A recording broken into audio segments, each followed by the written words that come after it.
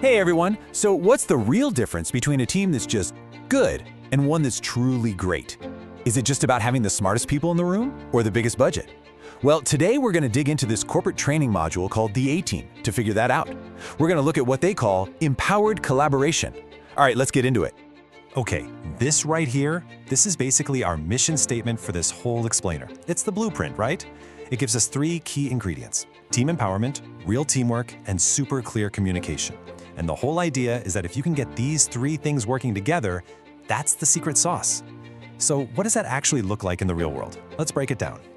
All right, first up, that big buzzword, empowerment.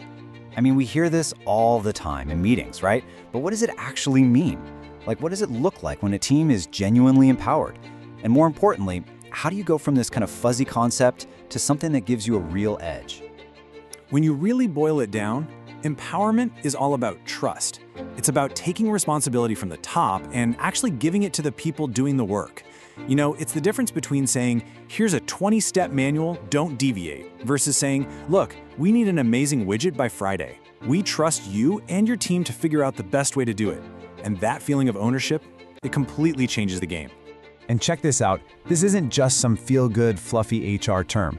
Empowerment gets you real results. Because when you give people actual autonomy, their accountability just skyrockets. Suddenly it's their project, not just something their boss told them to do. They stop waiting around to be told what to do and start solving problems on their own. And that's what fuels motivation and opens the door for real innovation to happen. But here's the thing. Empowerment on its own isn't some magic fix. I mean, an empowered person working all by themselves is, well, they're still just working in a silo. So now we've got to connect it to the other 2 pieces of our puzzle, teamwork and communication. And these 2, they're totally linked. You absolutely cannot have one without the other. And this slide just lays it out perfectly. Look at the difference here. It's night and day. On one side, you have the classic signs of a team that's falling apart, right?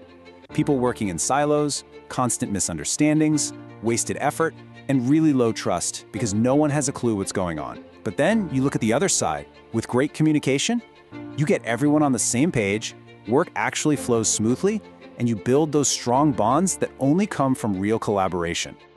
So here's the big takeaway from that.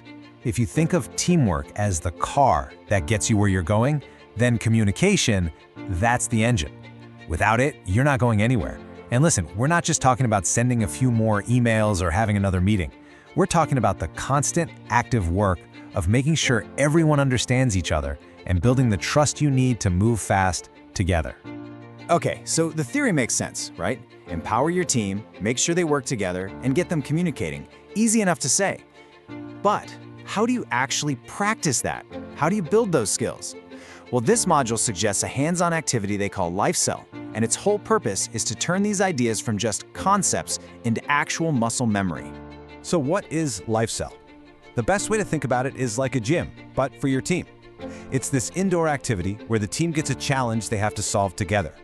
And the real point isn't just to win the game. It's about creating this safe space where the team can try things out, maybe even fail a little, and learn how to use these skills in a moment. That's how you turn ideas into actual habits. And you can really see how this is designed on purpose. It forces this natural step-by-step process. First, you just have to jump in and participate. But to get anywhere, you immediately have to start working as a team. And to actually succeed as a team, you're forced to communicate clearly. And what happens when you pull all that off under a bit of pressure? You don't just understand empowerment, you've actually felt it. It becomes a real experience. Okay, so that brings us to the big finish. We've looked at all the different pieces of the puzzle and we've seen the training ground.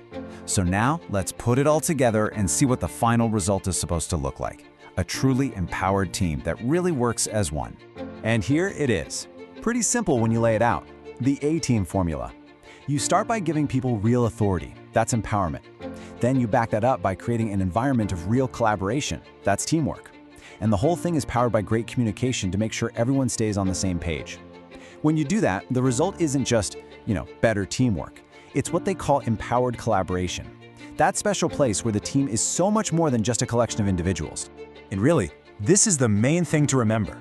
The whole goal is to take a group of smart, talented people and transform them, turn them into one single unit that can think, adapt, and get things done together.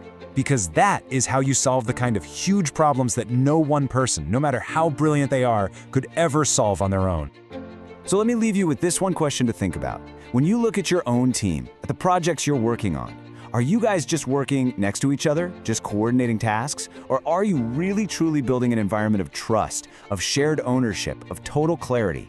Put it another way, are you just a group of people working together? Or are you a genuinely empowered team? Something to think about. Thanks for joining me.